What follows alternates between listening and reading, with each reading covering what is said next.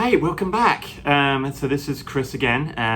This is the fifth part of the cultural understanding and my experience working with clinical populations. So this week we're actually going to talk about multiracial, biracial individuals or families. If you are an individual who is from this population, or if you are a clinician who's worked with this, you will know that there is both societal and just generational. There has been a lot of research out there about how best to work with this population. And like I said, we can discuss that a little bit more in detail. But I think it's really important, first of all, before I kind of jump into the multicultural piece of working with this population, I also want to do just how to collaborate in a general sense, kind of what I talked about in the first video. And that is about when you're working with your clients, it's number one, learning the almost the generalizations that each and individual family or individual is dealing with, right? And then also, whilst learning that, making sure not to stereotype other cultures based off that, right? So you're going to want to understand why certain individuals, certain cultures operate in that way, and the best thing you're going to do is learning either being in that population or in that country's population, or living with certain cultures, learning more about cultures. The best way is to learn these kind of generalizations from the words of the people themselves, rather than just purely through books or readings. That has at least been, for me, the most insightful piece. Second of all, you got to be prepared to talk about discussions of the past, right? So understanding what the other's history is from their point of view. So understanding the biases around cultural indifference or cultural differences, you kind of got to go back. So as a clinician or individual, if you're going to open this box of understanding about cultural beliefs, you got to be ready to go back and talk about it. And then third of all, remembering that the cultural norms for this certain population may not necessarily apply to the behavior of a particular individual, right? So this individual you're working with, they may have a certain culture, but it may not fit them, right? There's the level of family, there's education, acculturation, backgrounds, personalities. There's so many different variations. And if we assume that they're just part of this culture, then that's going to be, a barrier in session, and just a barrier in terms of rapport building.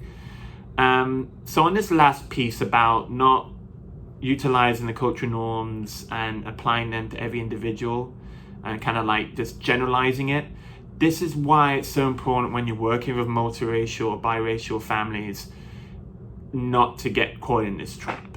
I know when I first started, I originally had that. I got trapped in that. Well, if you are mixed race between African American and European American, or mixed race between Asian and Mexican or Hispanic, then you must fit somewhat into those categories, right? Well, you must have certain understanding of the culture. No, don't do that. And I learned that the hard way. You're going to lose a lot of trust in that, because a lot of the people, the individuals, have more than just what they're defined by. And that's why it goes back to my first point about working with this culture, is having that discussion about them not necessarily fitting into a particular group. I know I've had a client who would come to me and say, Chris, I just want to fit into a group. I just want to fit into something. I don't know who I am. And that's a conversation that needs to be had, because if that prolonged idea about who am I sits, that could lead to self-deprecation. That could lead to low self-esteem. That could lead to not wanting to be here. depression, all these different things. Just because, you know, you may present as this way or look as white passing, or, you know, and also speak Spanish, do you have to necessarily fit into both groups? And that's something we're going to talk about a little bit later on, about the non-binary approach of kind of like, you have these multiple different perspectives to build that strength upon. But going off that same fact, I've had other clients come to me as like, well, they feel rejected from both sides, right? Well, if I don't fit this, if I'm Japanese and I don't look Japanese, then I can't fit in that culture. Or if I'm Spanish but I don't speak Spanish, or people come up to me in the street and speak Spanish all the time and I don't know because I'm not from there, well, who am I? They're not us, I'm not them, then I must be lost. So these are really important things to kind of notice. The third and one of the more important things is not making assumptions about having to choose who they are, right? If you're able to have that conversation again about, well, you don't have to necessarily choose a side. You are your own individual. You do not have to fit a mold of what it per se says to you.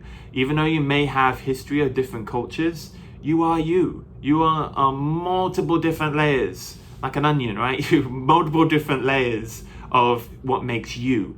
You're not defined necessarily by the culture that you were necessarily born into, or the beliefs that you were born into. You make your own story. And so having that conversation about, you know, a client who came up to me and said, I have to choose who I am. You don't have to choose who you are. Be you. And that can be a struggle sometimes in sessions, or just as an individual who society keeps telling us that you have to choose a side. Have that conversation. You don't have to. That's been the biggest eye-opener for me, making sure you have those. So going about what can we do as a clinician or as an individual. Again, by no means am I forcing a certain modality or forcing a certain theory approach, but for me, narrative approaches have been very helpful, because number one, what you're doing is that you're allowing them to speak their voice. You're allowing them to tell them their story from their own view, not from a society or social constructivistic view. They're more than just purely their racial background, and using this approach has been really helpful in one, avoiding the stigmatization of that, and also really respecting their own boundaries and expectations. So if that's something you are into, I strongly suggest that's an approach you take. Because again, you want to have their own story without kind of interjecting with anything of what our own therapist or individual views are. Second is, you don't have to necessarily fill a void, right, or fill a mold. You are who you are, and just be there to support them in just understanding who they are. And this is where I've used a lot of value work. I know they have acceptance commitment therapy. You really working on values. Like, what values do you contain? Not values of what your culture says, not values of what your parents say. What values fit for you? And let's build on that. Let's build on that strength. And kind of lastly, the final part of what I want to say is that, going back to like having to choose sides or fitting into a certain group, a cultural group, I have personally, and I had a client who was African American and white, European and white American, and they just were lost. They didn't know, who am I, right? What do I do? Do I have to fit into a certain group that have these expectations? People are asking me who I should be. And I said, well, why don't we just look at that perspective that you're in a very unique and a very, I know gifted is a strong word, but you're in a gifted position to be able to look at the different perspectives. You're being able to look at the two different perspectives that you can now look at the world, that these two lenses you can look in. You're not contained by this box. You're not boxed in with a certain view that you need to follow, or contain. You have this open-mindedness, which maybe not other cultures may have. So let's strengthen that. Let's not necessarily just always focus on the bad times and the negatives, but let's work on the strengths that you have these, this unique position within your own culture. That's been really helpful. So again, just to kind of recap, what to do is, we want to be aware of our clients necessarily coming to us and saying, well, we don't fit a particular group. That is unfortunately very common. Rejection from both sides is going to be talked about. Having to choose what you are, having that discussion, addressing any kind of those traumas or anything, those racial biases that do come up. And you can do that by using maybe kind of narrative approach, acceptance commitment therapy, working on values, telling their story, getting to understand them as an individual, and also telling them that you don't have to fit a mold,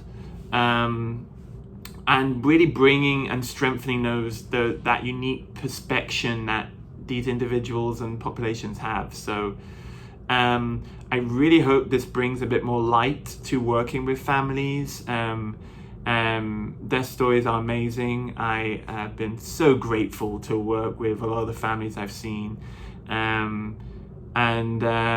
if you have any questions, obviously, please let us know or let me know. And hopefully the last one will be next time, and we'll be talking about refugees and immigrant families. So I'll see you there. Thanks again. Have a great one. Bye.